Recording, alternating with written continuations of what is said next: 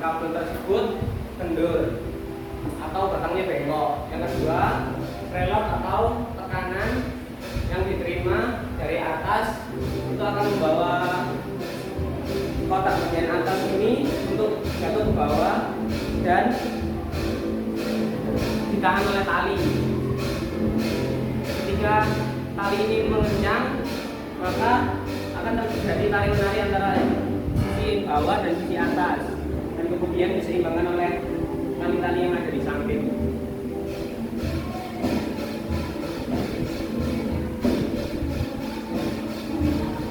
Berikut adalah alat dan bahan yang kita gunakan. Yang pertama adalah kayu, yang kedua gergaji, gunting, tali tambang, skru gantung, bor listrik, gerinda, obeng, dan skru.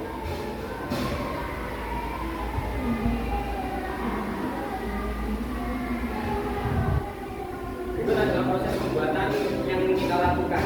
Yang pertama adalah membuat sketsa gambar yang akan dibuat. Lalu yang kedua, menyiapkan alat-alat dan bahan yang diperlukan. Yang ketiga, ukur balok kayu sesuai panjang yang kita inginkan. Yang keempat, potong sesuai dengan garis-garis yang sudah kita buat. Lalu berikutnya, rakit menggunakan bor listrik dan skru agar menjadi seperti ini. Yang ketiga, yang berikutnya, cari titik tengah pada persegi bagian bawah dan bagian atas, lalu luruskan sebagai tumpuan dari benda tersebut. Nah, seperti ini. Lalu sesuaikan tali-tali yang ada di samping agar kencang, biar bangunannya itu tidak roboh ke kanan dan ke kiri. Lalu diberi cat agar warnanya lebih menarik.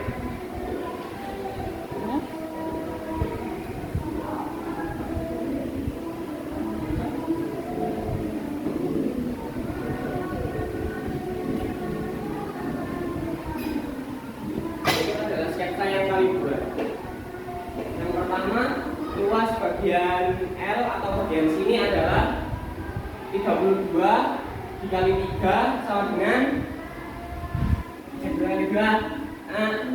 32 kurangi ini 3 cm karena balik ini 3 cm, maka jadi 29 kali 3 87 lalu ini 22 kali 3 itu 66, lalu dijumlahkan, maka hasilnya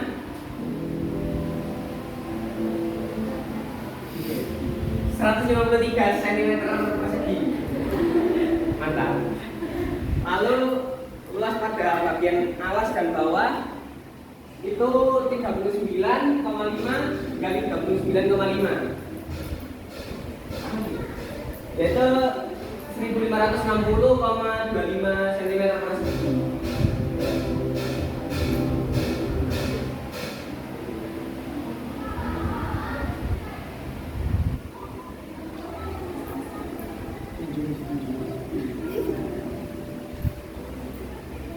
Itu adalah interaksi yang kita ambil saat kita membuat proyek tersebut.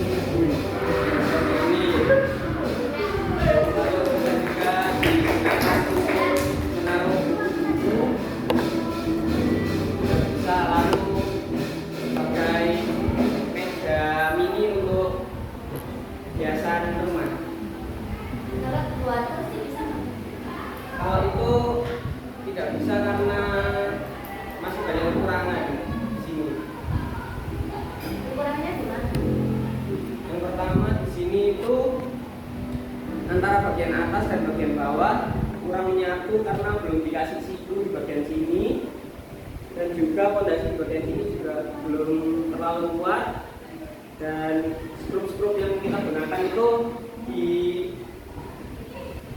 packingnya ada tulisan beban maksimal itu 20 kilo, dan tegangan maksimal pada tali-tali ini itu 40 kilo.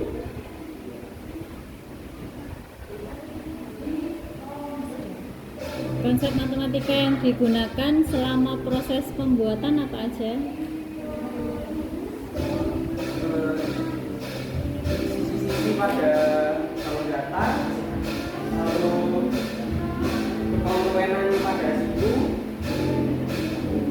dan kebangunan antara bagian atas dan bagian bawah. Sebangun atau kongruen? Terus bangunan soalnya agak beda dari atas sama bawah. Oh beda. Iya, Yang beda atas setengah